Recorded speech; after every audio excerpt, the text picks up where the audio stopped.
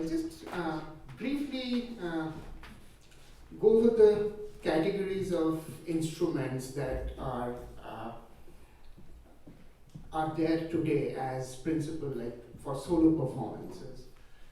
So I believe Shomin Kaku already introduced you to these instruments before. So the three broad categories would be plucked instrument, bowed instruments, and wind instruments. So, so far as the plucked instruments are concerned, we have the Veena family of instruments, we have the sitar family, the sitar surbahar, and then we have the sarod, if I may say the sarod family. I mean, in a sense that sursringar, I would say also is, I mean, sarod belongs in a way, has relations to sursringar. So broadly, as solo instruments, we see like, so far as the plucked instruments are concerned, we have Veena, sitar, and sarod. As bowed instrument, we have sarangi, violin, esraj. I mean, at one point of time, we had quite a few outstanding exponents of esraj, like Ranodhir Rai. And we have the wind instruments like shahnai and flute. There are a few others like the santoor. Even these days, we hear variants of guitar being played for typical classical presentations, Mohan Veena as it is called. However, the original and older Mohan Veena is a different instrument which was created quite some time back as a mix of sarod and sursringar. So anyway, when I start talking about the repertoire of any specific instrument, on one hand there is a significant bearing of the tradition. On the other, what largely decides the nature of the repertoire is the strength of the instrument itself. All instruments has certain strengths. Like, for example, if you talk about the sarangi or the bowed instrument, they can, produce or kind of follow the vocal music in a much more effective way. So also the wind instruments. Whereas the plucked instruments, they can definitely produce elements of vocal music, but at the same time, what clearly sets them apart is that you have different plucking patterns as a part of the repertoire of these plucked instruments, and they also have their own place in the repertoire of that specific instrument. So largely we can say, so far as the plucked instruments are concerned, the repertoire has imbibed from the older vocal forms. You heard about the Drupad, you heard about the Khyal. So that instrumental music largely imbibes from these two forms. Also, it has its own native repertoire. What I exactly mean by native repertoire is, each of these instruments has a good deal of history associated with it. For example, sarod. Sarod has evolved from an old Afghan instrument called rabab. Now, rabab, the structure of rabab, it was much shorter in size. At the same time, it didn't have metallic strings or this metallic fingerboard. It had a wooden fingerboard and catguts for strings. Therefore, the sound coming out of rabab did not have much sustain. So the principal, element or content of the rabab repertoire was based on plucking patterns. Therefore, when we talk about the repertoire of sarod, while the modern day sarod can produce glides, it has a longer sustain and therefore it can emulate a lot of things from vocal music, it also is capable of producing these plucking patterns which it has actually inherited from rabab. So that's what I mean when I refer to it as the native repertoire. And then the instruments, particularly sarod, also imbibes a lot from percussion, from tabla. So I'll later down the line, I'll just give a few short examples of how sarod, how and what Sarod owes to tabla or percussion repertoire. When are you going to pay back? Huh?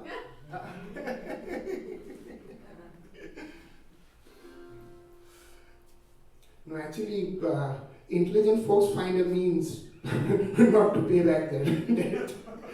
Anyway, so coming to the bowed instrument or the wind instrument for that matter, since the sounds of these instruments are much closer to the human voice, we see a much more pronounced effect of vocal style of singing in the repertoire of these two instruments.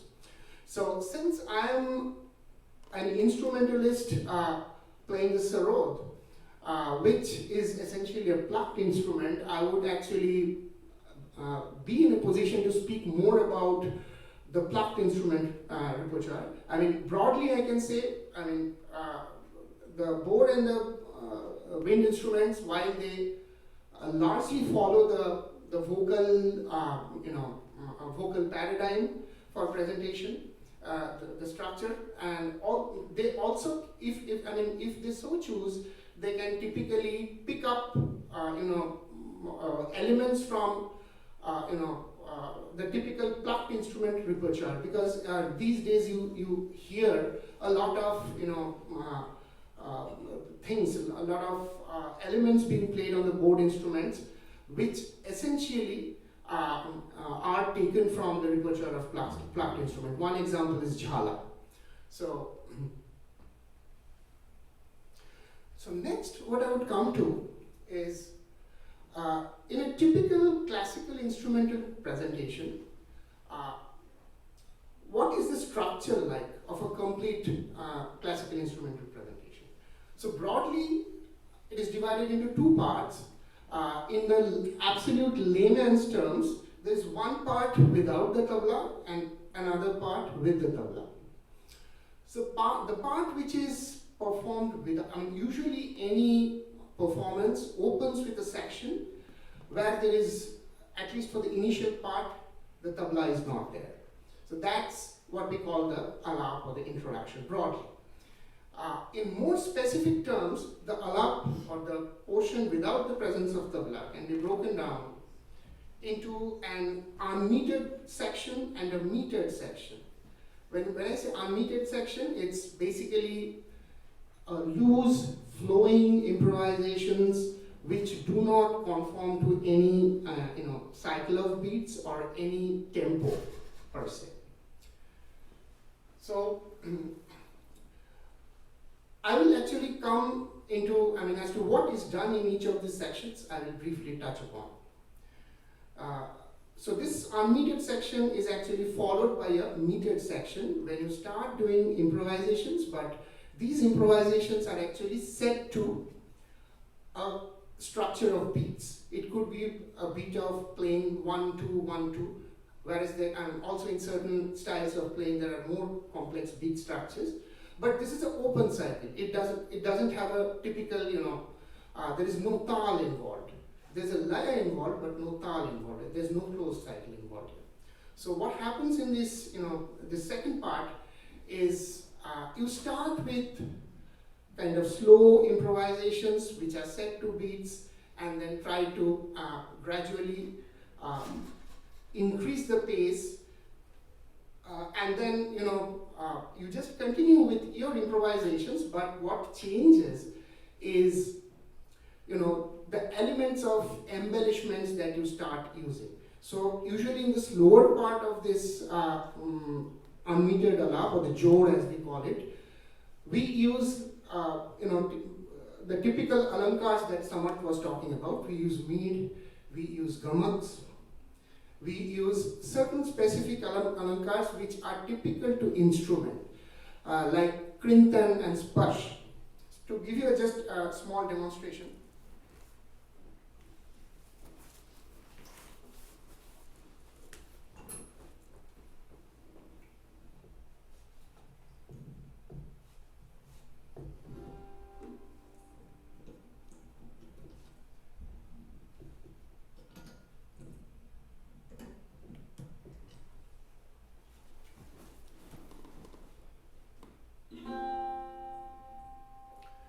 So as I said, that the typical opening section of the jor, let's say,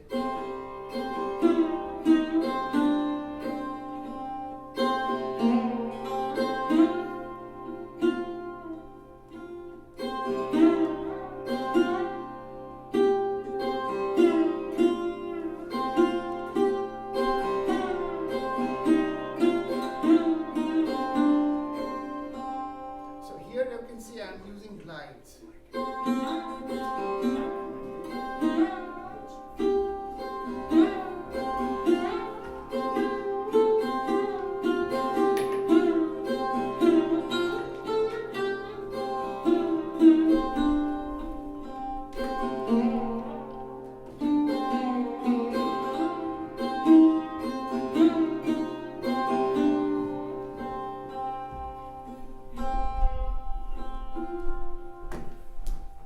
And we are also using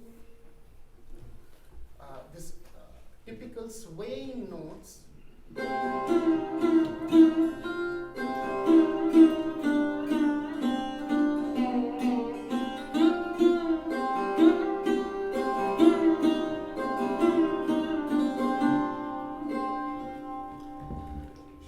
Then, apart from these two embellishments, we also use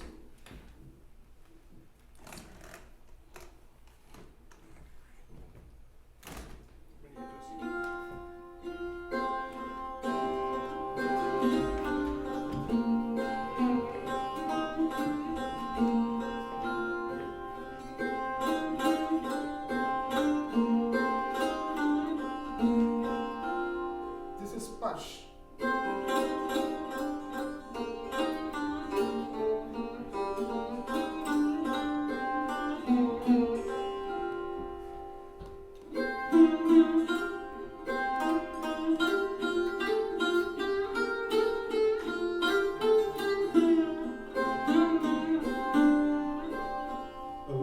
Will it be proper to say that in most of these things you will try to imitate the human voice? Absolutely.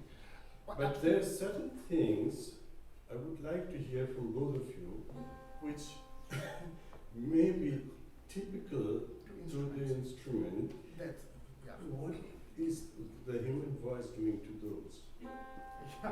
Clinton, for example.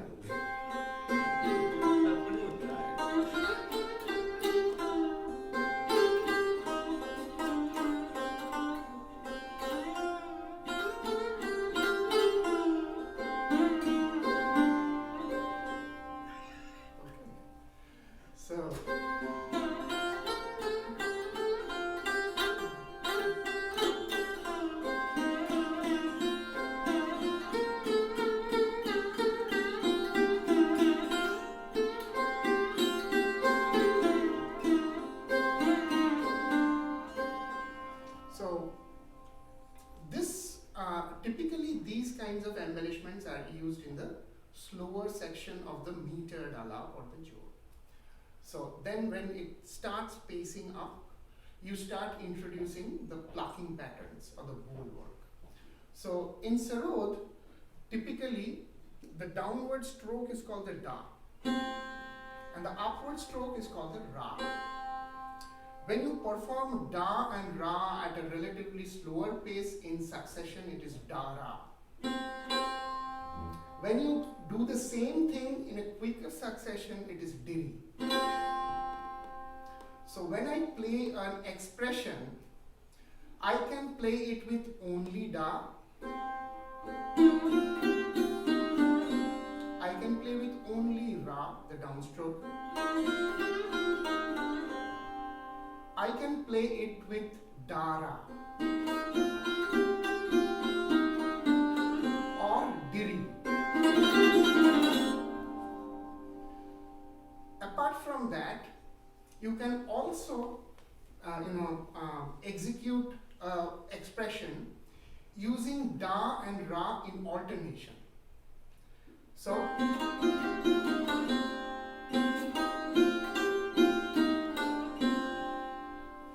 this use of da and ra to produce an expression, da and ra ra in alternation to produce an expression where each da or each ra is mapped to a single note that is called ek hara.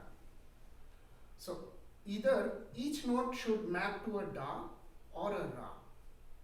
When this changes, that a note is actually executed by a diri or a dara or a dar, then it ceases to be ek hara, it becomes bol.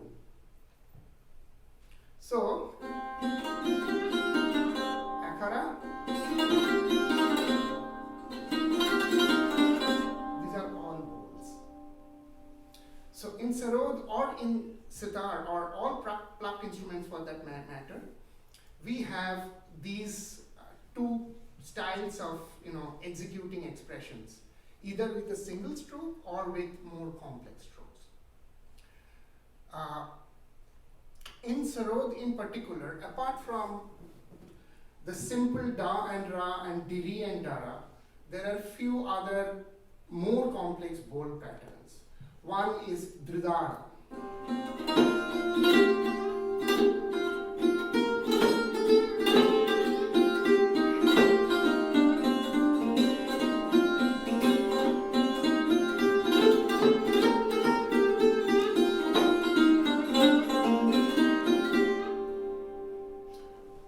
Another is dadar.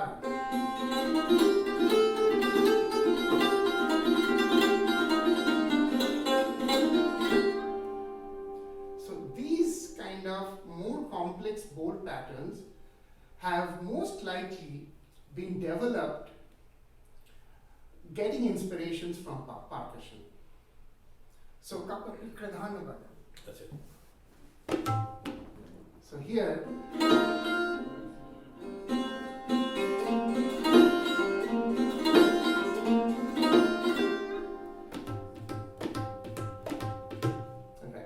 so what is happening is that we are in a way mimicking these percussion patterns with our right hand bol patterns. And this chapter is a very significant chapter, so far as the repertoire of sarod is concerned. So going back to the structure of the presentation, we were in the relatively faster portion of the jor where we start introducing the bol work.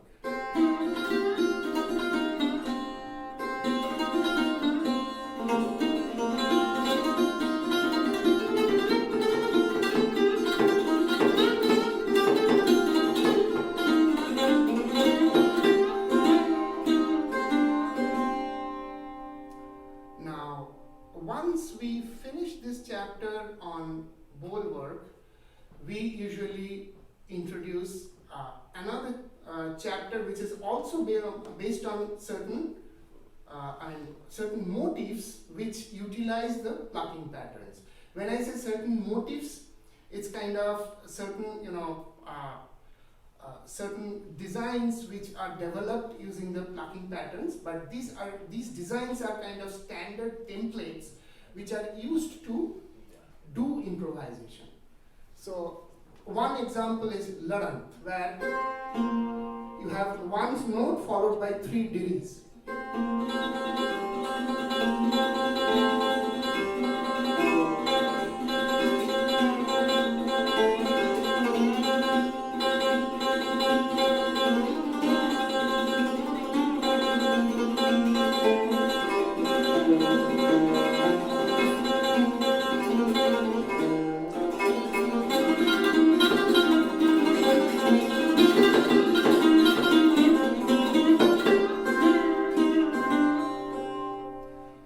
So these kinds of motifs are employed to do improvisations and embellishments.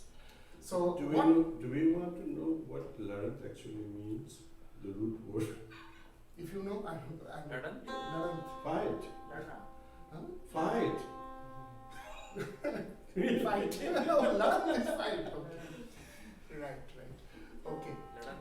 Ladant. The other typical motif that is used in instruments is commonly known as jhala.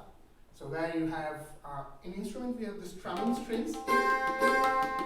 So as usually at the end of the alap portion or the metered portion of the alap, kind of the terminal chapter of the metered portion of the alap happens to be either Ladant or Jhala, or maybe a combination of both. So that goes like.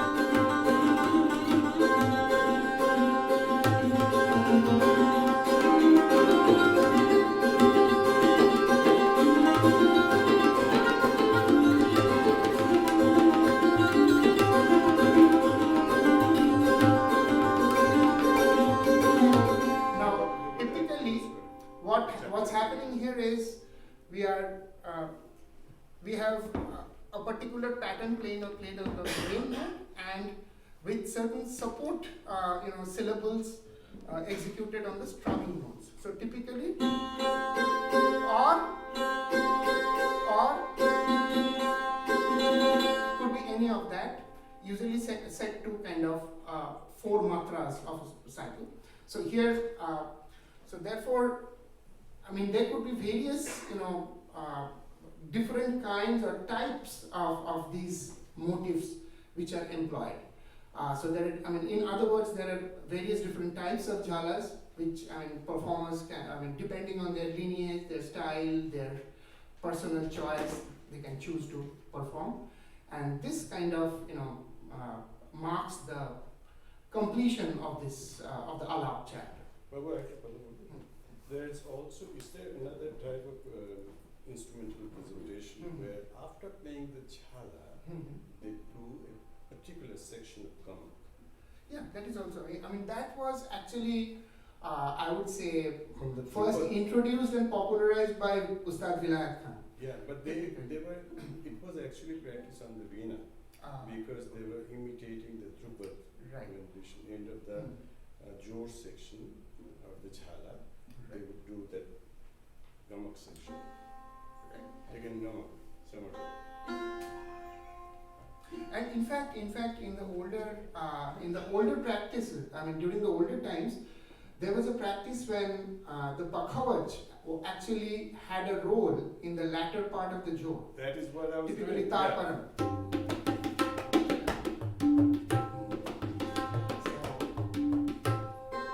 Just giving the 4/4 parts. So this kind of sums up what is presented in the alap section. So we have so far as we discussed about the latter part of the alap, the metered part of the alap. Let's briefly touch over what is done during the initial or unmetered part of the alap. Much of that has already been covered by Samarth. So what we are doing during the alap is we are doing an exercise in expression really. So when we say an expression, it's typically a combination of a set of notes from the raga that carries a completeness and a meaning for itself. That's the for example, say I'm trying to play a raga Bhimpalasri, which is an afternoon raga. So here, and in any raga, apart from the permitted set of notes, the defined ascent and descent of the raga, you have a set of expressions or the typical, whatever Samarth was referring to as the ang. So when you actually, put together, when you coin, when you formulate an expression, you have to keep in mind that the character of the raga is retained. It does not, it's not that you come up with an expression which can be attributed to more than one ragas. So it has to have a character that, which can uniquely, tag or connect that expression to the raga. So that's what I mean when I refer to an expression. So typically when we build an expression, what we do is that firstly we combine note, we use spaces. So an expression is, say for Bhimpalasri,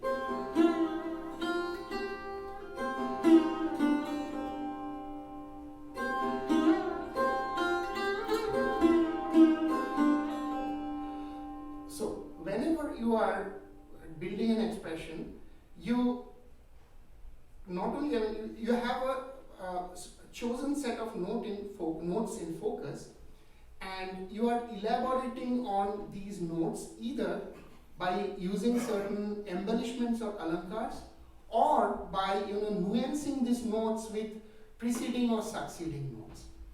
So as I said that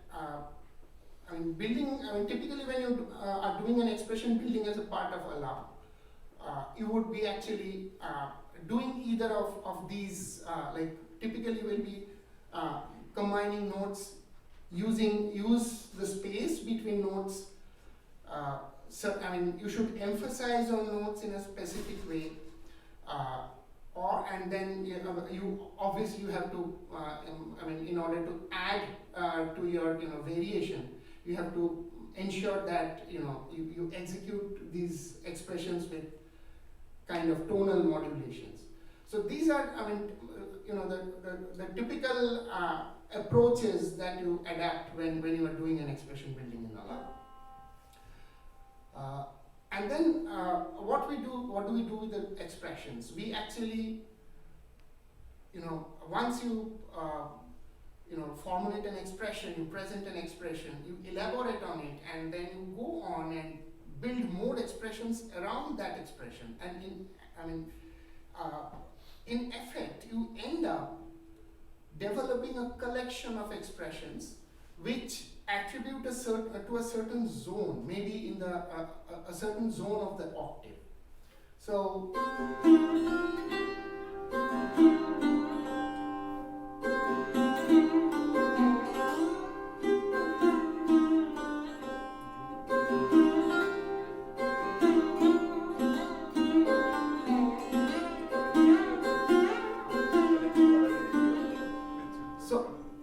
you had so far been concentrating, maybe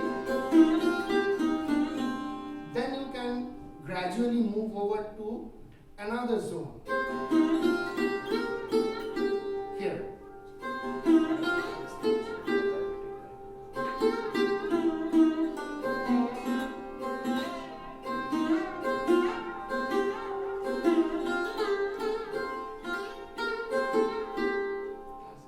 So gradually in this way, through collections of expressions, what you are essentially doing, that you are moving around different portions of the octave. So usually, conventionally, you start with the middle portion of the octave, you gravitate down to the basal portion of the octave, and then you explore the higher reaches of the octave.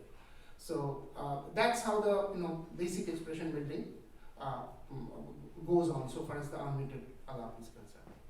And typically in instruments, when you conclude a particular chapter of elaboration, you clearly delimit the section with a very specific pattern. So like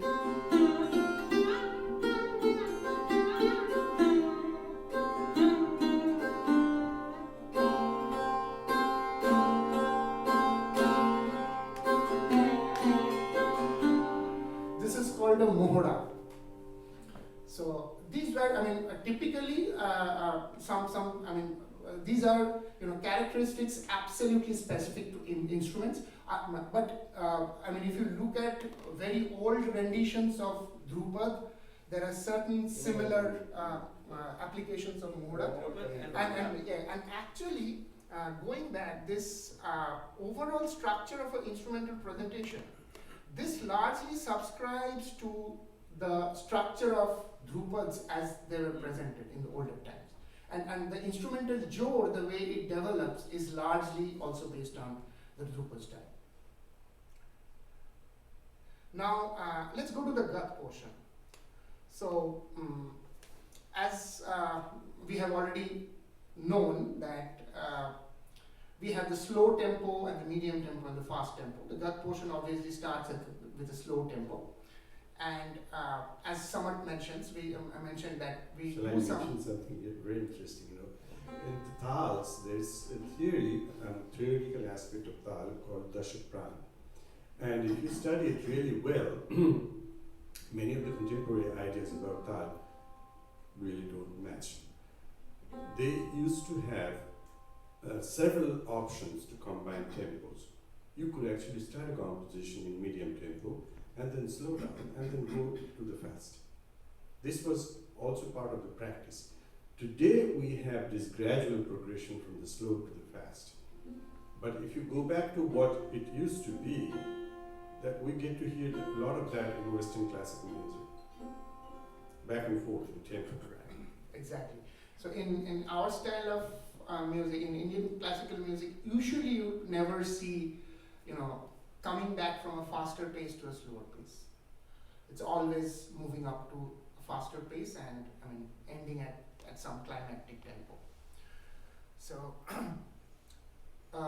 during the opening sections of this slow, the gut portion as we say, what we do is some basic alap oriented improvisations, what Samat was actually demonstrating.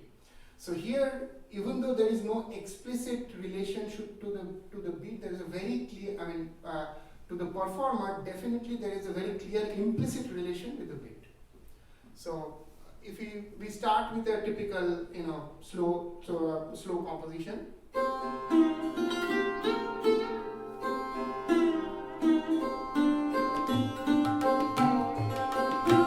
this is what they do all the time. He didn't give me the name of the Tal he's going to play. Is that fair?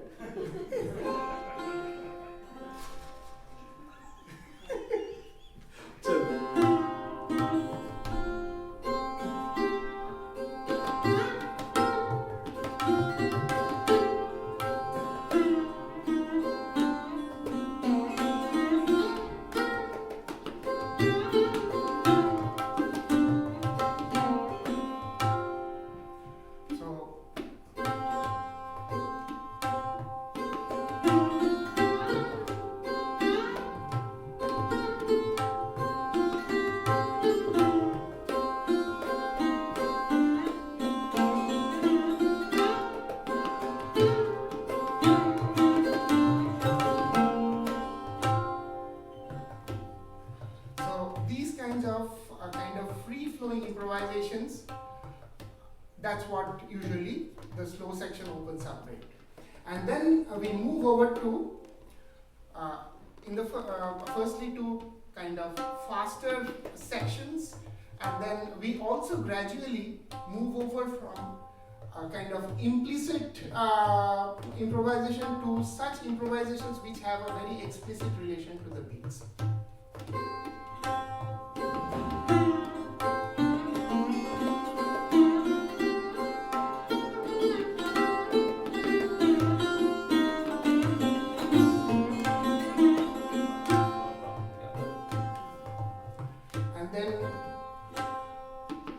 What I'm demonstrating to you is, pertaining to our style of playing.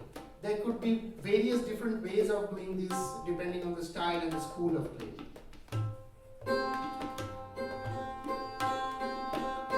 So here, with this simpler rhythmic motif, we start interspersing with faster stretches of bol dance.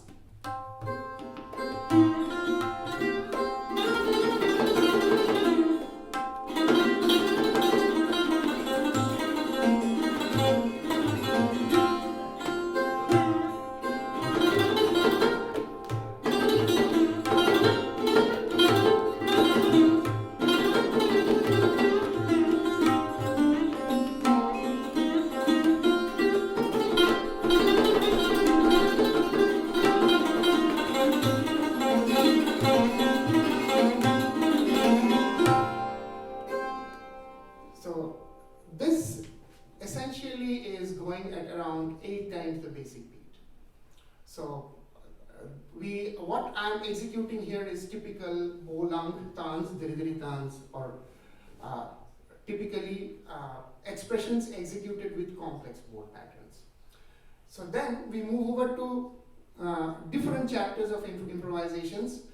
In most of the cases, like which are set to maybe 6 times the basic beat, or maybe 5 times the basic beat, 4 times the basic beat. And we also do improvisations which use the ekhara, or the typically the dara alternated execution. And usually what we do is, for all these improvisations, there are principally 2 ways to conclude. Either you come back to the very first downbeat of the cycle, or you can come back to the opening phrase of the composition itself, the mukra. So in instrument, I would say that we follow both these approaches. Some instrumentalists prefer coming back to the mukra. Some prefer basically hitting the song.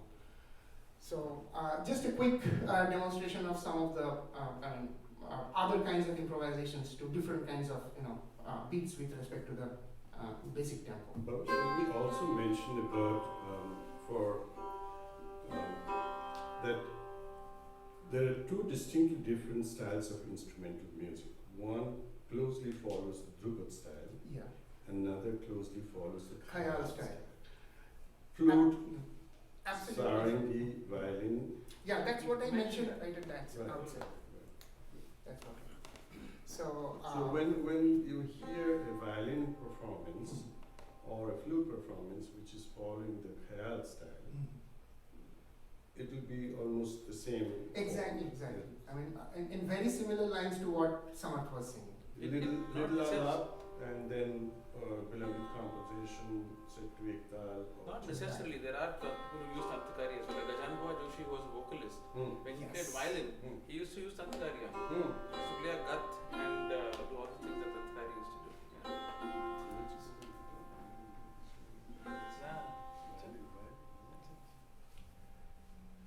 So apart from the solo improvisations, if I may say so, there are certain sections of improvisations in instrumental music which has active participation from the tabla.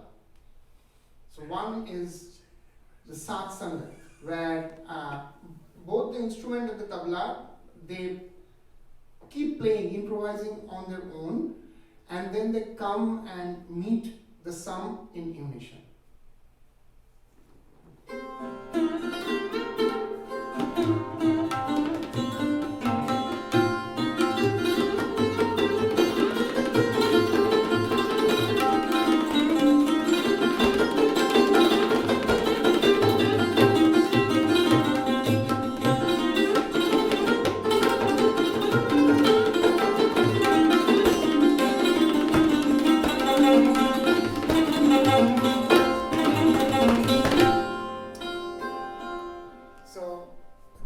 Something very specific to instruments.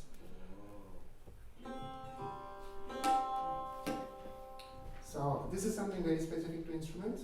And the other thing is, typically depends on the instrumentalist. Sometimes that is done at the very end of the presentation during the jhala section, or some instrumentalists might choose to present it even earlier. That is the sawal jawab. So that's fine. So sawal jawab is usually sawal. Most of the time it's sawal. Yes. Call and response. Call and response. So.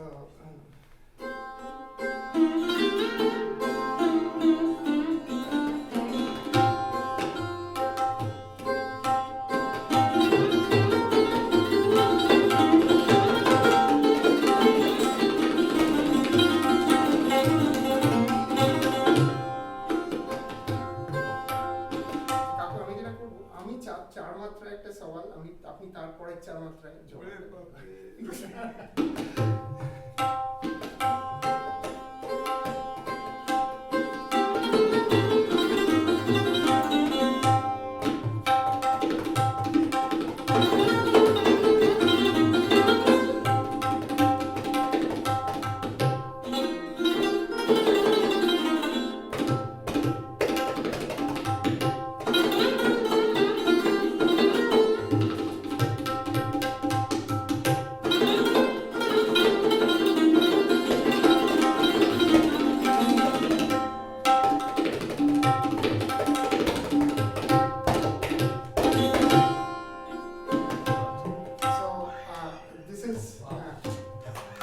is something which is another very typical aspect of instrumental repertoire. Tal, there's one interesting aspect when they perform or learn and perform. The tal and the lay in a particular lay has to be set on auto, on a track. It goes on. So that's how, this is what you cultivate through practice. That you don't necessarily have to always think about it. I have a very short anecdote about this. My guru's guru, Gajanraj Joshi, he was teaching Guruji, they had a good 2.5 hour session, and then he was tired, and he said, he told Guruji to continue singing this whatever subject they were doing, and he said, keep repeating this, and I'll take Suresh and go out for a walk. So he and another student of his, they went out for a short stroll, about 20 minutes, just some fresh air, and when they were coming, they were talking about all kinds of other things, and then as they approached back to his house, he said, look Suresh, if they haven't stopped singing yet, this is where they're going to be, and he started reciting the tal. And when they got home, they were exactly synced to what was going on. 20 minutes of a completely unrelated stroll, and he still was connected to that, what was going on at home. So after this, the slow section of the gat, usually the instrumentalist moves over to the medium tempo, madhyalaya gat, and then after that to the faster gat, drut gat. So for madhyalaya gat, it's once again either it could be, improvisations and tans with embellishments of gamak ang, embellishments of maybe mir ang, and then slightly you can pace up the madhyalaya and play bol tans. So typically during madhyalaya, it's either gamak or ang tans or bol ang tans which are presented. And then finally you come, not that you cannot present ekhara tans during a madhyalaya, but usually that's kind of a lesser heard instance. You don't really come across it that often. And then finally you come to the faster chapter of the Drut Gat, where which is kind of the place to showcase your mastery with the ekhara tans. And typically, just to give you a short demonstration.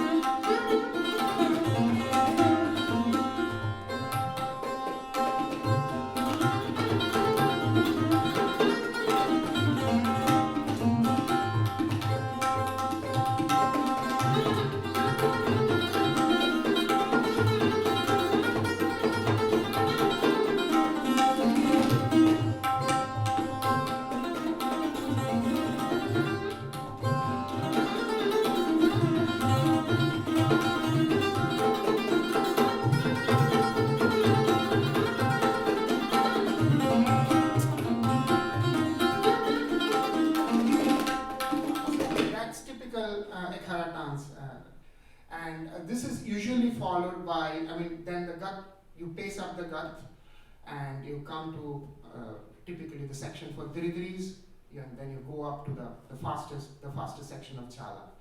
Or you can even choose to present the ladant that I showed you earlier. So, usually I would say that ladant and jhala are elements that you present in conclusion of sections. It could be the alap or it could be the gat. You briefly mentioned Tarparan. Tarparan, yeah. Elaborate on that. Okay, Tarparan basically is, I mentioned you about the fastest section of Jod where you employ the plucking patterns or the ball work or the tantrakari as we say. So there is a section of that faster Jod where the instrumentalist plays in unison with the pakhavaj. And whatever improvisations he or she is doing, that has to comply by a cycle, and that has to actually, come back and unite with the kind of the downbeat of the pakhavaj at some point of time, whenever it is concluded. So that is typically what is described as Tarparan. And sometimes actually instrumentalists also, used certain, kriyas or techniques which were kind of very unconventional, or one is sometimes they employed even beating this drum as a part of Tamparan. So those practices are, Those are drums anyway. right. Animal skin, yeah. Goat skin. Is Tarparan ever done as part of the Vilamitra Madhilagato? Never. Not really in that sense. Not really in that sense. But well, the elements that we use in Tarparan are very much there. Typically in the Bolang. But what we see lately is that there is a much more pronounced inclination to pick up the vocal style, and it's more of Ekhara playing in Sarod than the Bolkari. The Bolkari ang in Sarod is actually, the space for Bolkari in Sarod is actually reducing fast. So, two things you can mention. What has gone out of vogue now is Pakhavaj accompaniment with instruments, of course, yeah. And it almost not many people don't know about it. Yes, and typically, there were, at one point of time, as we said, that instrumental music has heavily, imbibed things, conventions, elements from Drupad. So, Dhamar used to be played on instrument quite a lot, and the principle and the chosen, accompaniment for Dhamar had to be the Pakhavaj. So that kind of necessitated, Pakhavaj being there as a accompanying instrument for Sarod. So okay, so we basically walk through the different sections of a typical instrumental presentation. So now actually I would briefly go by some, I would say, parameters of appreciation of music in general. So I would, in my personal opinion, I kind of classify these appreciation parameters into two categories, the objective ones and the subjective ones. So the objective ones, are quite self-evident, typically how tuneful you are, how clear is your execution, how firm is your, sense of space, so to say, or the, how firm is your sense of tempo.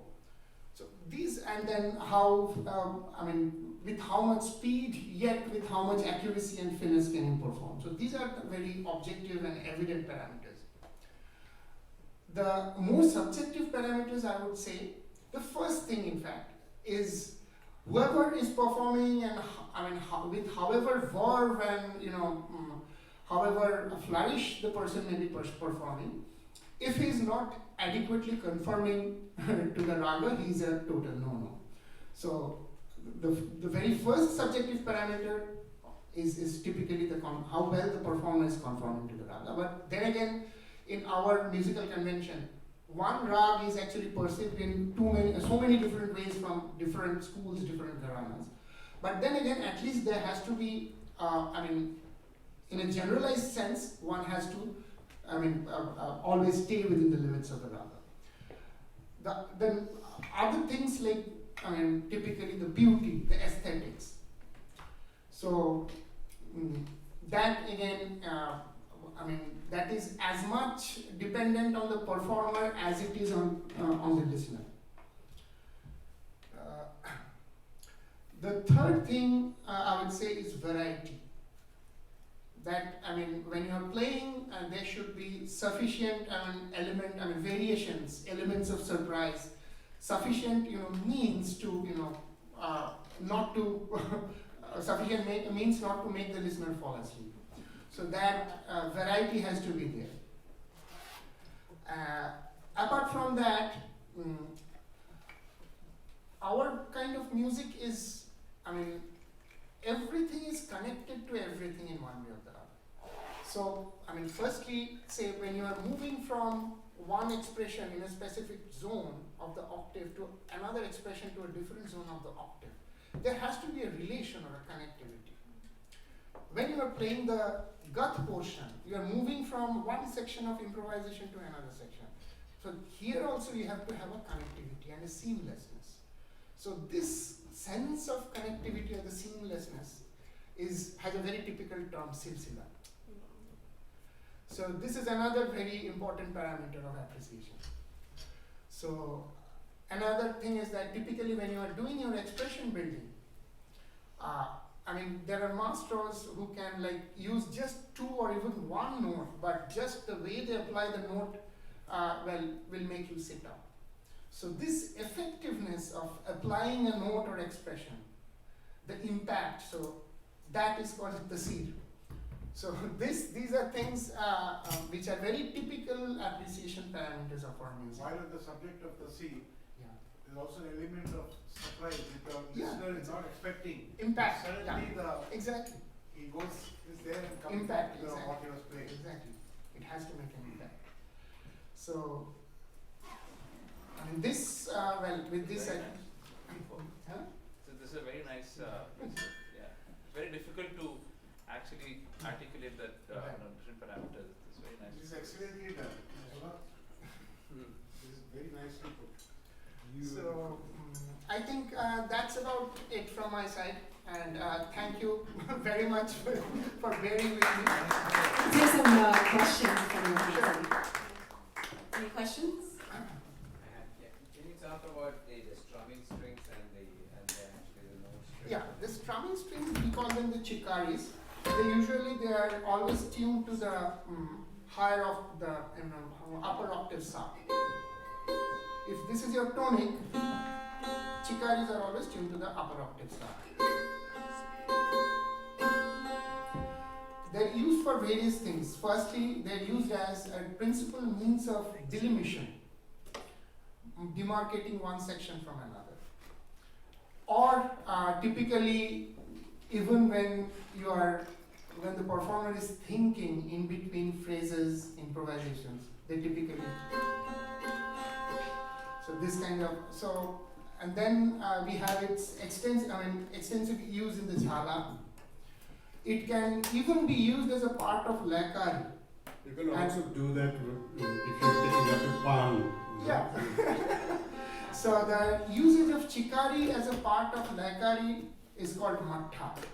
You will hear examples of mattha in Vilat Khan Saab's playing and many other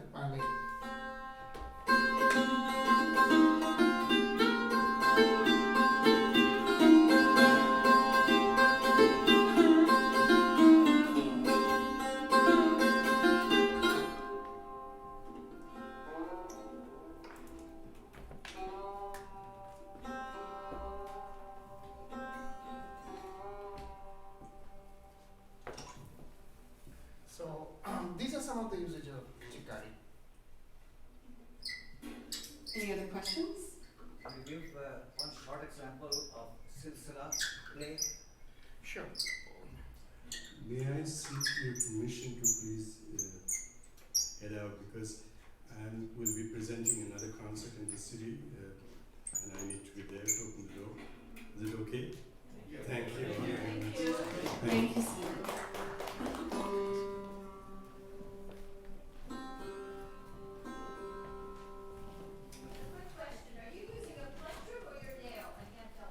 Well, I have both.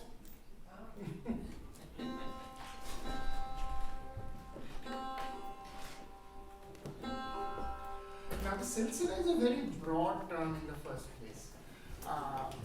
It can be used in various contexts. So firstly, when you are playing an expression,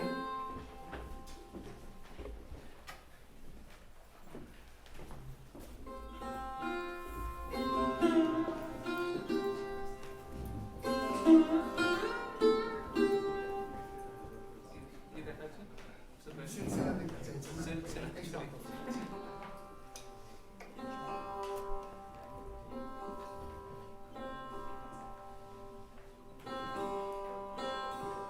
Use of chikari is showing.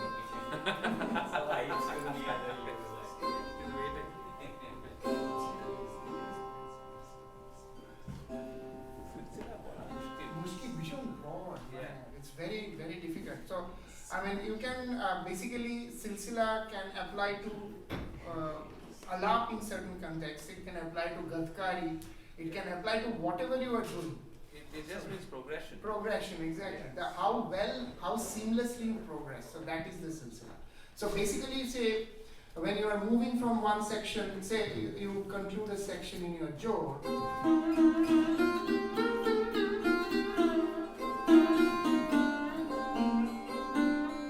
Then suddenly, so this in a sense would break the silsila. So there should be a proper relation to what you are playing now and what you are going to play next. So that typically illustrates what a silsila is. Thank you. Any other questions before we conclude here? Chikari comes in useful when you run out of ideas. Pretty much. Excellent presentation. Thank you very much. Thank you everyone for attending. Again, this is the Raga experience. And so tomorrow, these gentlemen will be playing. Samir was here, great job on rhythm. Thank you, Samarth, on vocals. And thank you, Anirban, on sarod.